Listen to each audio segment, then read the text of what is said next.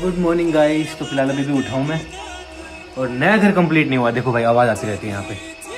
चलो बालकनी में ही चलते हैं। अरे नया घर कंप्लीट नहीं हुआ लेकिन कुछ और नया आ गया है।